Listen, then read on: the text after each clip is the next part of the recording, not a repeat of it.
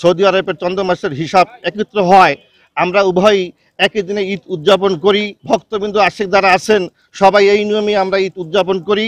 আগামী বছর থেকে সৌদি আরবের সাথে মিল রেখে এই বাংলাদেশেও যেন একই দিনে রোজা এবং ঈদ উদযাপিত হয়।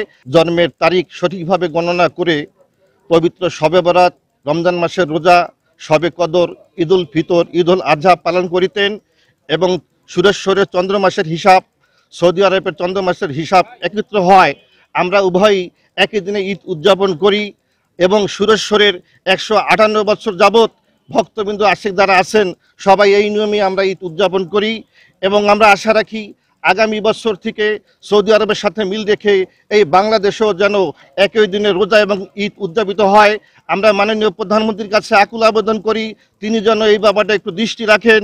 আল্লাহর নবীর নির্দেশ আছে যে একজন মুসলমান চাঁদ দেখলে ঈদ করা যাবে। রোজা ভাঙ্গার সময় একাধিক মুসলমানের সাক্ষ্য লাগবে এবং ইসলামের মূল কেন্দ্রবিন্দু সৌদি, সেইটাকে চন্দ্রের হিসাবে বাংলাদেশের শরীয়তপুর জেলার নড়িয়া থানা সুরেশ্বর গ্রামের আমাদের পীরে কামেলে মোকাম্মেল হযরত মাওলানা আহমদ আলী ওরফে জান শরীফ শাহ সুরেশ্বরের নির্দেশিত প্রদর্শিত পথে আমরা একদিন আগে ঈদ রোজা রাখি এবং একদিন আগে ঈদ করি। কিন্তু সারা বিশ্বে যখন চাঁদ একটা, সারা বিশ্বে আজকে ঈদ হইতেছে, শুধু বাংলাদেশের কিছু অঞ্চল বাদে বাংলাদেশেরও অনেক অঞ্চলে আজকে ঈদ হইতেছে।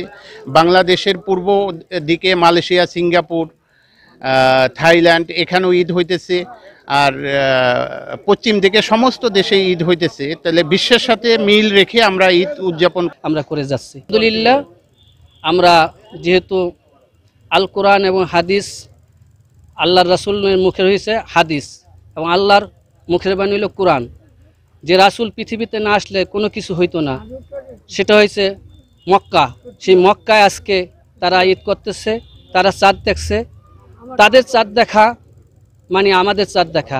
সারা বিশ্বের ভিতরে একজন মুসলমান যদি চাঁদ দেখে, সকল মুসলমানদের চাঁদ দেখা হয়ে যাও। ওই অনুযায়ী আমরা আজকে আমাদের মুর্শেদ সুরেশ্বরী জান শরীফ মাওলানা সেই অনুসরী রাসূল সাল্লাল্লাহু সাল্লামের যেদিন ঈদ করেছেন, তার অনুসরী হয়ে এই বাংলাদেশের ভিতরে তিনি আগমন করছেন।